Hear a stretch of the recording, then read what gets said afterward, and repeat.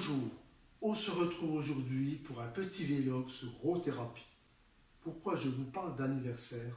En fait, cela fait 1 an que j'utilise Rothérapie comme logiciel de post-traitement. Donc à présent, il est temps de faire le bilan sur mon retour d'expérience. Avant de passer sur Rothérapie, j'utilisais le très bon logiciel Capture One Pro, soit une solution payante. C'est un peu l'équivalent de Lightroom.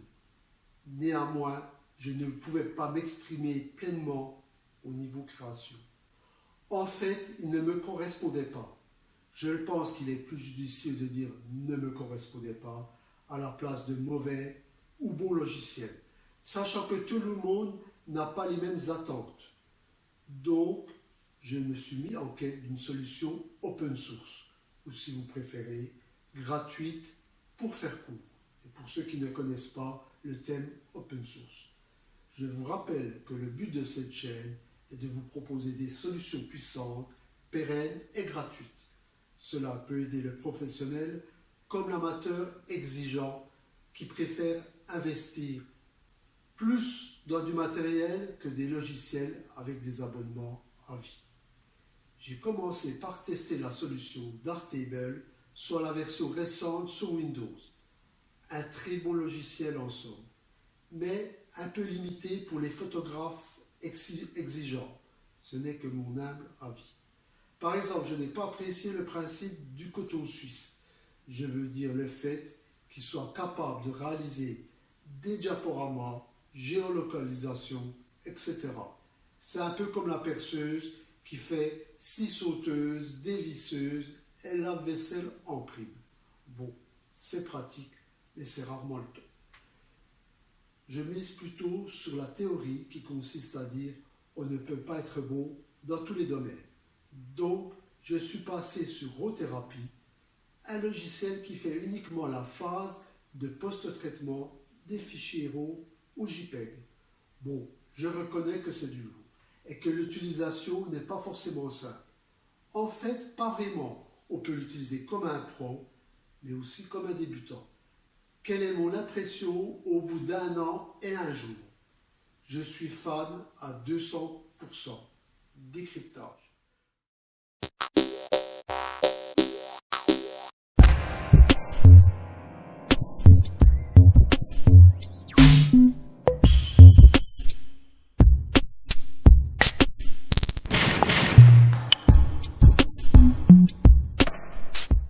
Concernant le noyau, les algorithmes informatiques sont créés à partir d'équations mathématiques très performantes.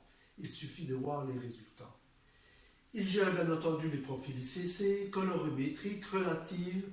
D'ailleurs, à ce sujet, quand je vois des personnes faire du conseil sur le post-traitement, tout en travaillant sur un écran d'ordinateur portable, cela me fait sourire. Les écrans de portable sont bons à tout faire, souvent avec un peu de rémanence. C'est justement pour cette raison qu'ils sont mauvais en photo. Une faible ramenance, c'est bon pour les jeux, mais elle est souvent incompatible avec les problèmes de fidélité en colorimétrie. Il va falloir se tourner vers des moniteurs équipés avec une dalle IPS. Aujourd'hui, on en trouve des très bons à prix très abordable. Donc, pas d'ordinateur portable en photo.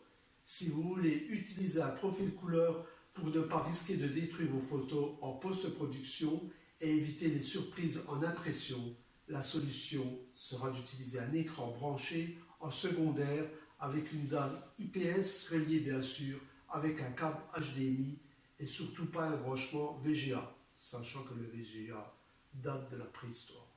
Pour info, on en trouve de très bons en rapport qualité-prix chez Asus par exemple. Si vous ne trouvez pas, vous pouvez me demander dans les commentaires, je vous donnerai des références. La deuxième chose importante, c'est la colorimétrie, soit l'étalonnage de votre écran. Je traiterai le sujet dans un futur tutoriel. À côté de cela, Rothérapie possède une bibliothèque impressionnante d'objectifs qu'il gère en automatique. Juste en lisant les informations stockées dans vos images, c'est complètement transparent à l'utilisateur. Cette fonction est déconnectable, au cas où. D'ailleurs, en parlant d'automatique, il est possible également de fixer les valeurs capteurs en automatique grâce à la fonction bouton niveau auto. Vous avez également dans la nouvelle version Rothérapie le bouton calcul courbe tonale qui fait son apparition. Encore un automatisme super puissant. En fait, comme le ferait un appareil photo hybride, en mode JPEG et positionné sur auto, il va construire tout seul la courbe de tonalité qui va bien. Le résultat est relativement bluffant. La seule condition, l'histogramme de votre photo ne doit pas être mauvaise pour un résultat optimum. Même si c'est pratique permet d'automatiser le développement des photos sans importance. Je veux dire qu'il ne demande pas de peaufinement. Néanmoins, moi je l'utilise souvent. Cela me sert de base de démarrage pour développer une photo un peu comme un preset, mais en mieux. Autrement, toutes les fonctions sont individuellement réinitialisables ou à bascule pour comparer le travail avant et après modification. Rothérapie comporte donc toutes les fonctions de retouche de base et également des fonctions avancées et même des fonctions super experts. Je pense que très peu de personnes l'utilisent à plus de 80%. À présent, les inconvénients. Rothérapie n'utilise pas de retouche locale ou les calques. En fait, si le besoin s'en fait sentir, il est préférable de basculer sur GIMP avec sa force de frappe équivalente à Photoshop, mais sans l'abonnement à vie. Surtout que l'interface entre Rothérapie et GIMP se fait à l'aide d'un seul bouton. Même si je n'attends pas dessus pour info, les calques et la retouche locale seront disponibles probablement dans les futures versions. En fait, les plus gros inconvénients pour le débutant, en tout cas c'était ma difficulté quand j'ai démarré, c'est surtout la diversité des fonctions. Je veux dire des fonctions qui font en apparence la même chose. Par exemple, si je prends la fonction basique luminosité, vous la retrouvez également dans ajustement à l'arbre luminosité. Laquelle des deux je dois utiliser? Je pense que cela est une vraie difficulté. En fait, quel curseur pour quelle fonction? En plus, si on n'est pas rigoureux dans la méthode post-traitement, on risque d'avoir des résultats médiocres. Par exemple, c'est contradictoire d'ajouter de la netteté, de la douceur, etc. L'utilisation des curseurs doit être faite également avec parcimonie si on ne veut pas créer des phénomènes de halo ou des images artificiellement moches. Bien entendu, ces phénomènes ne sont pas liés à Rothérapie. C'est la même chose avec Lightroom ou Darktable.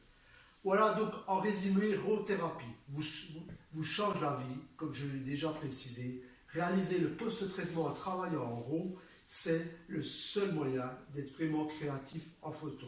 Depuis que je possède mes photos, je post-traite mes photos, j'ai rapidement progressé. Mon approche et ma maîtrise de la lumière, des contrastes, du recadrage, de la balance des blancs, voire même du vignettage, etc. est meilleure. Comme je vous l'ai déjà sûrement dit, je considère que la prise de vue sur le terrain correspond à 60% de la photo. Le post-traitement correspond aux 40% restants. Voilà pour ce petit topo anniversaire. La prochaine fois, on se revoit pour un tutoriel sur Rothérapie. Le tutoriel s'adresse aux personnes qui connaissent déjà un peu Rothérapie. On verra une méthode synoptique sous forme d'algorithme très performante et puissante pour développer vos photos. Elle vous simplifiera la vie et elle correspond à 80% au travail de post-traitement classique. Je dois encore la peaufiner avant de la partager avec vous. Je vous dis à bientôt pour ceux qui sont décidés d'aller plus loin en post-traitement.